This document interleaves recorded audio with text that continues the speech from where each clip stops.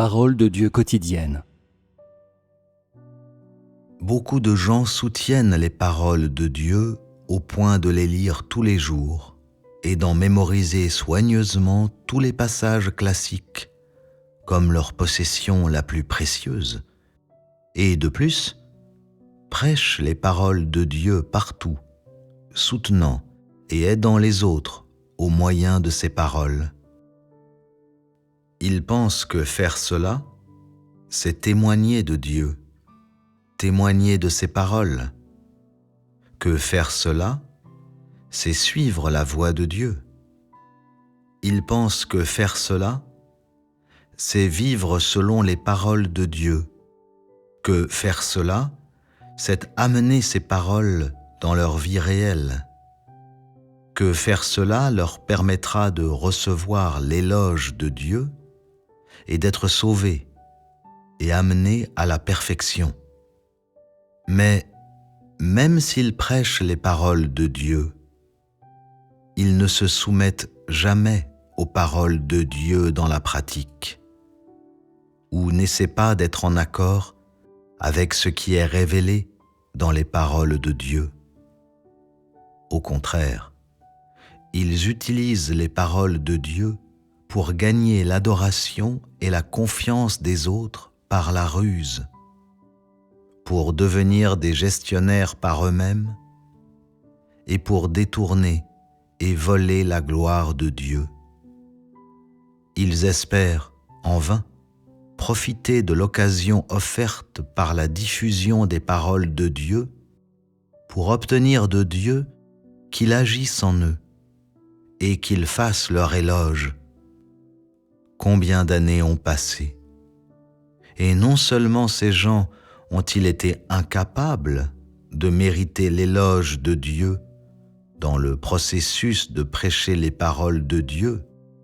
et non seulement ont-ils été incapables de découvrir la voie qu'ils devaient suivre dans le processus du témoignage des paroles de Dieu,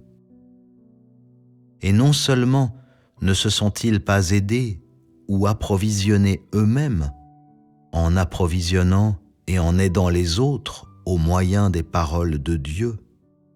et non seulement ont-ils été incapables de connaître Dieu ou d'éveiller en eux-mêmes une véritable vénération pour Dieu pendant qu'ils faisaient ces choses,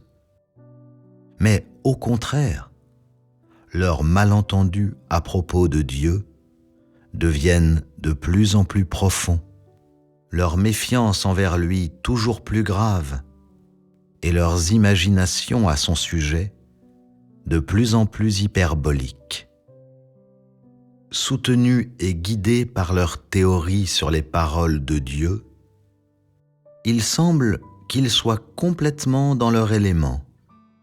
comme s'ils exerçaient leurs compétences avec une telle aisance, comme s'ils avaient trouvé leur but dans la vie, leur mission, et comme s'ils avaient gagné une vie nouvelle et été sauvés, comme si,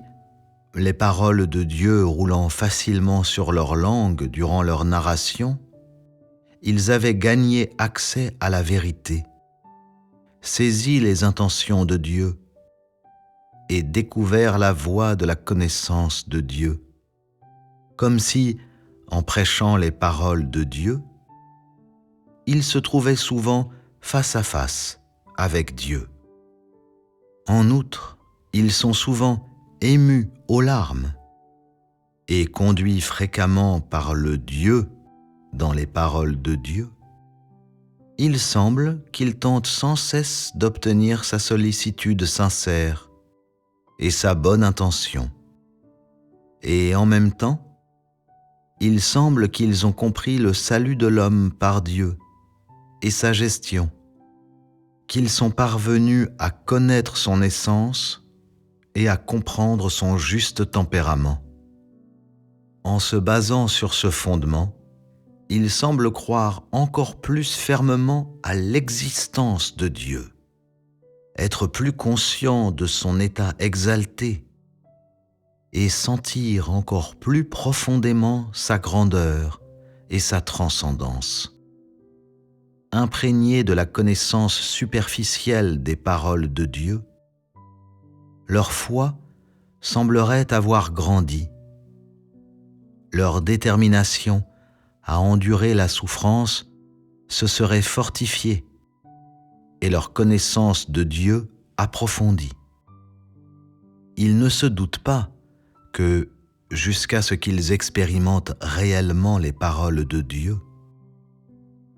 toute leur connaissance de Dieu et leurs idées à son sujet émanent de leur propre imagination et de leur propre conjecture. Leur foi ne résisterait à aucun genre de test de la part de Dieu. Leur soi-disant spiritualité et stature ne soutiendrait pas l'épreuve ou l'inspection de Dieu. Leur résolution n'étant qu'un château de sable, et leur soi-disant connaissance de Dieu également n'étant rien de plus que le fruit de leur imagination. En fait, pour ainsi dire, ces gens qui ont beaucoup investi dans les paroles de Dieu n'ont jamais réalisé ce qu'est la vraie foi, ce qu'est la vraie soumission, ce qu'est la vraie bienveillance, ou ce qu'est la vraie connaissance de Dieu. Ils prennent la théorie, l'imagination, la connaissance, le don, la tradition, la superstition et même les valeurs morales de l'humanité et en font un capital d'investissement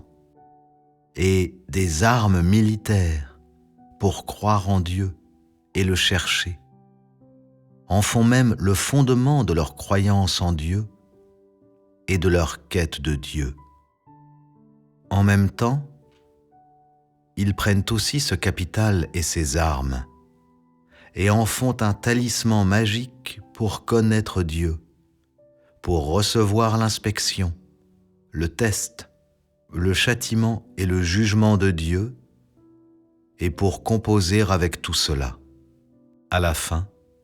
ce qu'ils récoltent ne consiste encore en rien de plus que des conclusions sur Dieu qui sont imprégnées d'une connotation religieuse, d'une superstition féodale,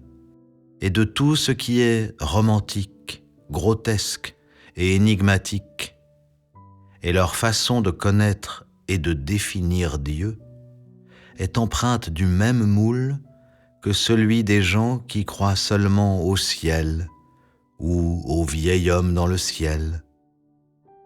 alors que la réalité de Dieu, son essence, son tempérament, sa possession et son être, etc., tout ce qui concerne le vrai Dieu lui-même, sont des choses que leur connaissance n'a pas saisies, qui n'ont aucun rapport avec leur connaissance et qui en sont éloignées comme des antipodes. De cette façon, bien qu'ils vivent sous le soutien et la nourriture des paroles de Dieu, ils sont néanmoins incapables de marcher réellement sur le chemin de la crainte de Dieu et de l'éloignement du mal. La vraie raison en est qu'ils ne sont jamais devenus familiers avec Dieu, qu'ils n'ont jamais eu de contact ou de communion authentique avec lui, et donc